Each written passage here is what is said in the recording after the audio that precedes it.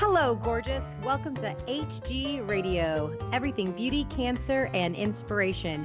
Here is your co-founder and host, Kim Becker. Hello, gorgeous, and thank you for joining us today. I'm your host, Kim Becker, and this is Hello, Gorgeous, everything beauty, cancer, and inspiration on Society Bites Radio, social interaction for your mind and soul. I am so excited that I get to be your host today and share with you what's happening and hopefully give you a few things, a few ideas that will help make this next decade of 2020 and beyond better than what your last 10 years were. So it's funny, as we wrapped up 2019, I got to thinking that it was more than just wrapping up a year, that it wrapped up like a whole entire decade. And when you sit back and you think and reflect about what happened in the last 10 years, it was life-changing how many things that, happened professionally and personally for me. We started an affiliate program that is now 10 years old. We've certified more than 100 salons in 15 states from the inception of the affiliate program through Hello Gorgeous. I quit a career that I had done for more than 30 years to work full-time on my passion.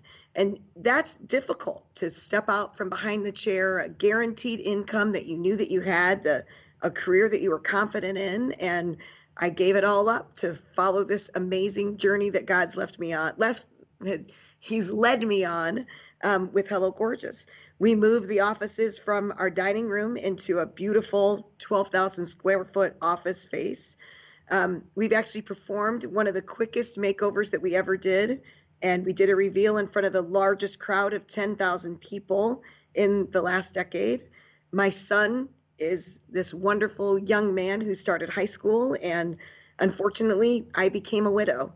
So there were lots of highs and lows in the last 10 years. But what I want to be able to do today is I want to ask you to reflect on, what were your last 10 years like? What changes happened in your life over the last 10 years? Was it a wedding, a divorce? Did you make a career change or a location change? Did you have babies come in and out of your life? Did you become an empty nester? Or maybe you started a new business. Time goes so fast. They used to say all the time, I remember hearing that when the older that you get, the faster time goes. And I didn't always believe that. When they would say that, I'm like, oh, time's always going to go this way. And it doesn't. You talk about going fast, wait till your child enters high school. And all of a sudden, those 4 years they just evaporate. They go so fast. And so what I want to talk about today in this podcast is just to give you some tools that we do, that we work on with our team to help make 2020 and beyond some of your best years that you've lived. I want you to look back on these next 10 years and say, man, those were the best years of my life, and that they're only going to get better, right? Just to set this solid foundation up so that you're setting yourself up for success. And I think that that's what I'm finding more and more as time goes on, and I've really tried to teach this to my son, that life is truly 10% what happens to you and 90% how you react to it. I sit so many times and I think, as a single parent now, I never wanted to be here. When I got married, I took the vows for better, for worse. I took the vows in sickness and in health. And I loved being married. I loved having my person right next to me all the time and having my biggest cheerleader with me all the time. Being a widow was never anything that I ever thought that I would have to go through, but being single again wasn't anything that I ever anticipated. So I've got two choices. I can mull around and play poor me and ask people to feel sorry for me because I'm a widow now, or I can pull up my bootstraps and I can say, okay, what am I supposed to learn from this? If I'm supposed to be a widow, how can I be the best widow that I can be? Because dragging around and playing poor me, that's not good for anybody. It's not good for me. It's not a good example for my son. It's not a good example for other widows that will come after me. Some of the things that I had to tell myself going forward was, I'm not the first person to be a widow, and I'm not going to be the last. I'm sure that there are women across the world that become widows every single day. And unfortunately, life goes on, but it goes on differently. It's certainly not the same way that it was, but we have the opportunity to make wherever you're at the best life now. So in the upcoming few minutes, that's what I want to be able to share with you as some tools that you can use, and some of the things that I've done that I've had to use to empower myself and positive self-talk, that I've been able to make things or to remember things, and just to create the best life that I've ever had, even though it's not necessarily the life that I envisioned for myself. But it doesn't mean that I can't still live the best life now. So this last weekend, I want to share with you. So Hello Gorgeous next month will be February of 2020, will actually be in existence for 14 years. And every year for the last 10 years, I take my team on a retreat and I lock them into a hotel room and, or not into a hotel room, but into a hotel. And we spend this weekend together just as a team, bonding, laughing, making memories, but it's also work. We make goals I make them make personal goals for themselves. I make them make personal goals for, the organization. How can they better themselves? How can they better use their talents to further the organization? And then goals for the organization. And how can we get those goals, make those goals, but then plan to bring them to fruition? It's not just about writing the goal on paper. It's just a dream without a plan behind it. And if you don't schedule it, it's never going to happen. So this last weekend was the weekend of our retreat. And I have to tell you, I have such an amazing group of individuals that surround me. My team is just absolutely incredible. And they're just wonderful, wonderful people. And they allow me to take them to a hotel for a whole weekend. They give up the time with their families and their personal lives. They all have other things going on, but they give up that time to spend this time with me. So I want to make sure that it's really a weekend that is enjoyable. And actually, I can say, walking away, we just left each other yesterday, that this was truly one of the best retreats, if not the best retreat we've ever had in the 10 years of doing this. There are 13 that are a part of my team. And as I said, we all come together. So we get to the hotel on Friday night after they do their work, wrap up their family life for the week. And then they meet us at the hotel and we take everybody for dinner. So I think it's very important to pray together and to share a meal together. So we sit down and we have dinner and we start off with a lot of laughs. And then we go into our room at the hotel and we just start in. So I create these business breakouts so that I can keep us focused. So there are 5 areas that maybe we want to focus on. And not only is it growing the business, but it's also growing them personally, because I feel like if you don't grow these people personally, you're kind of just being selfish that you're only about the organization. But also selfishly, I understand that if I grow them personally, they become better for the organization. So Friday night, we go to dinner, we get back in the room and we start right in. One of the first things we talk about is we celebrate our successes. So that's one of the first things I want you to do, is to celebrate your success. I think so many times that we get so focused on what's happening in the future that we forget to look back and to see exactly how far we've come. So for me, it would be very easy to just focus on the negative stuff.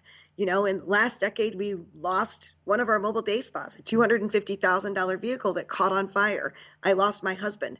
But all of the things that we've done, last year we had the best events that we've ever had. They brought in more money than they have in any of the prior events. We've expanded the affiliate program. We now have free resources for women. We've expanded the website. We've got a blog. This podcast, a year ago, this podcast didn't even exist. But these were some of the goals that we set down. But if you don't take the time to see how far you've come and celebrate where you've been, you really lose sight of that. By celebrating where you've been, it gives you momentum to move forward. It's not about how much money you make. It's about the lives that you change. It's about the experience that you've had. I've always said that, when my life comes to an end, I look now at the headstone that I have for Michael, which my name is on that headstone as well, which can be very humbling when you see your name on a headstone. But I also understand, I look at that and I ask myself, what's really important to me? I can't take the big house. I can't take the nice car. There's so much. I can't take my jewelry with me. I guess they could send my jewelry with me, but it's not going to do me any good. But what I do get to take when I leave this earth is the experiences. It's all of the memories that I've made while it's here. And what stays behind after I leave this earth is the legacy, the life that I live, the well-lived life, the example that I've set. One of the 6 months, I think, after Mike passed away, I remember this mom, her son and my son played tennis together in high school. And this mom came up to me at a holiday event that the kids were having at school. And we got into a conversation, and I'd said to her, something about losing my husband 6 months ago. And she looked at me and she goes, "I'm so sorry." She said, I didn't know that you had lost your husband. And I said, my first response to her was, "Good. I'm glad. I'm glad that you didn't know by my actions that I was a widow, because that's not what I want. That's not the legacy that I leave. I want to find this internal joy that's inside of me, that no matter what, I can be happy and that I can move on." And so finding all of those successes, that makes me happy. It makes me realize that all of the hard work that we've done as an organization and as a group and as an executive team pays off. So that's the first thing that we do at the retreat, is we celebrate our successes. We want to know how far we've come, so before we can see exactly where we're going. The next thing we do is we talk about the events, because fundraising is a huge part of what we do, right? I can't reach into somebody's pockets and actually make them give me money, but I can create an event that they would want to come to, that they want to spend money at. So again, looking back at the events that we've got, we always ask two questions whenever we're reviewing something like this, especially the event. It's, what did we do really well, and what can be improved?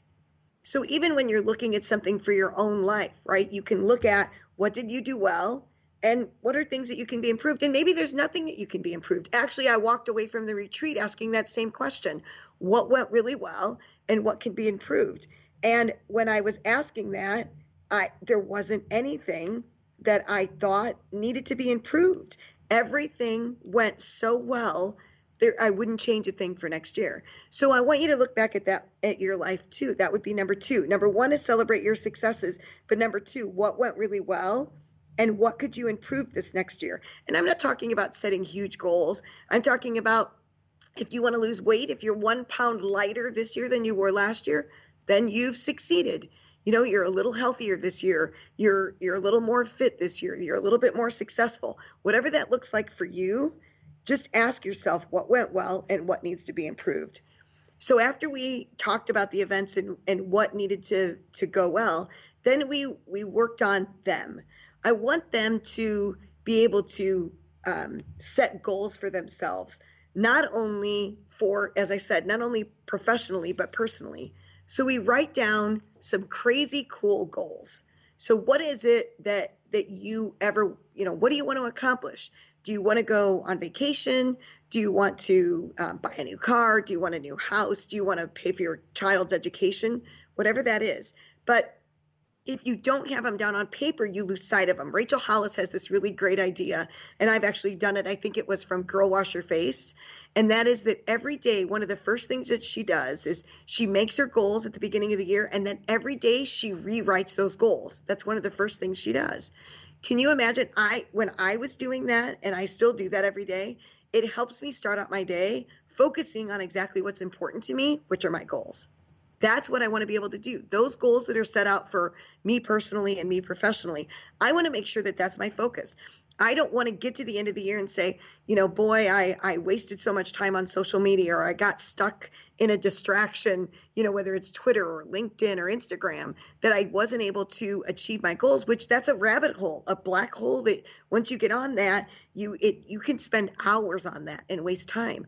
But man, if you've got your goals in front of you and every day you sit down and you start out by writing your goals, that sets you up for success, so that's what you're focusing on. So the first thing I do is ask them to write down their crazy cool goals. But then after they write down their crazy cool goals, then they have to write down why, right? That's really important. Why is it that you want to set this goal? And if you achieve this goal, what will it mean? You can't just set the goal without actually having a why with it. The why gives you purpose. So one of my team members, I was kind of giving him a hard time about it, but it was really ingenious. And that was that his 2019, so then they make a vision board, but he took all of his goals from 2019 and he put names with those goals. So it was a